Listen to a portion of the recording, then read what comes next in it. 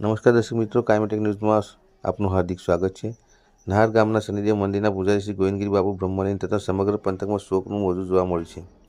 નહાર ગામમાં છેલ્લા 25 વર્ષથી નિસ્વાર્થ ભાવે ભક્તિ અને સેવાનો પરચો આપનાર આદરણીય પૂજારી શ્રી ગોવિંદગીરી બાપુ આજે 89 વર્ષની વયે દેવલોક પામ્યા છે। તેમના નિધનના સમાચાર વહેતા થતાં જ સમગ્ર નહાર ગામ સહિત આસપાસના પંથકમાં ઘેરા શોકની લાગણી પ્રસરી ગઈ છે। ભક્તિમય જીવનની સફર પૂજ્ય બાપુનો જન્મ 1 જાન્યુઆરી 1937ના રોજ થયો હતો। તેમણે જીવનમાં છેલ્લા 25 વર્ષો રૂપેશ્વર મહાદેવ તેમજ શનિદેવ મંદિરની સેવામાં અર્પણ કર્યા હતા।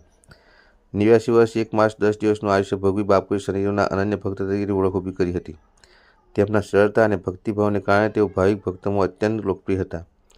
આજરોજ સવારે 11:30 કલાકે બાપુએ અંતિમ શ્વાસ લીધા હતા। ત્યારબાદ સાંજે 4 કલાકે નહાર ગામમાં તેમની ભવ્ય અંતિમ યાત્રા કાઢવામાં આવી હતી। અંતિમ યાત્રામાં જોડાયેલ શ્રદ્ધાળુઓ અને ગામજનો બાપુની અવિરત સેવાને યાદ કરી મંત્રમુગ્ધ બન્યા હતા। ગામના દરેક ખૂણેથી ભાવિક ભક્તોએ બાપુના પાર્થિવ દેહ પર પુષ્પો અર્પણ કરી અશ્રુભીની આંખે શ્રદ્ધાંજલિ આપી હતી। બાપુના સ્વર્ગવાસથી નહાર ગામે એક સાચા આધ્યાત્મિક માર્ગદર્શક ગુમાવ્યા છે। ભક્તોના મતે બાપુની ખોટ ક્યારેય પૂરાશે નહીં। શનિના ચરણોમાં તેમના આત્માને શાંતિ મળે તેવી ગામજનોએ પ્રાર્થના કરી હતી। સહતંત્રી નગીન પરમાર સાથે રવિ ગોહિલ, જંબુસર।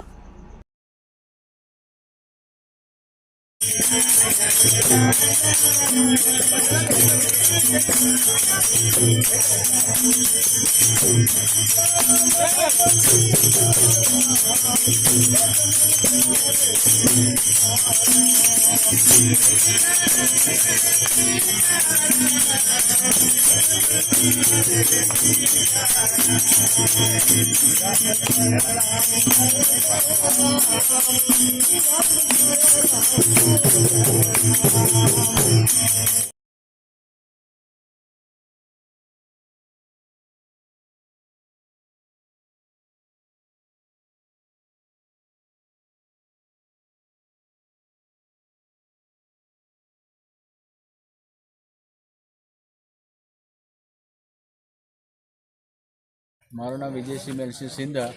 અત્યારે ગોવિંદ ચેતન શ્રી સ્વર્ગવાસ થયો છે, એ બ્રહ્મલીન થયા છે। અહીંયા ઓછામાં ઓછા હમણાં 27 થી 28 વર્ષ અહીંયા પોતે રહ્યા છે। અહીંયા આવીને એમણે વિકાસ ઘણો કર્યો છે।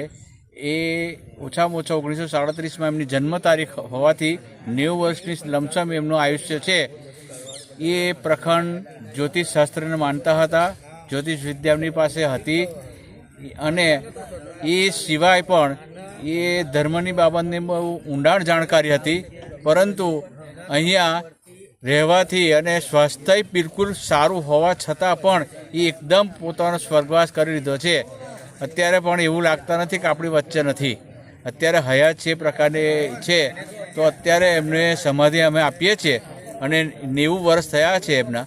તો અહીંયા આજુબાજુના જે ગામના જે લોકો કે આજુબાજુના વિસ્તારના લોકો એમને ચાહતા હતા ને અત્યાર સુધી એમની સેવા પૂજા કરી હતી અને ધર્મનો એમની પાસે અખોટ ભંડાર હતો, જે આ આજુબાજુના લોકોએ એમનું રસપાન કરેલ છે ને અત્યારે બધા એમની સાથે અત્યારે સમાધિ માટે ઉપસ્થિત છે। 3 तारीख 11:30 बजे हमारे गुरुजी श्री गोविंदानंद महाराज जी का स्वर्गवास हो गया और उनकी जन्म तारीख 1/1/37 और वो यहाँ 25 साल से रह रहे हैं और जो भी यहाँ हुआ उनके ही देन है कि जो भी यहाँ अच्छा हुआ वो सब उनकी देन है। और हम तो एक सेवक के तरीके उनकी सेवा करते रहे और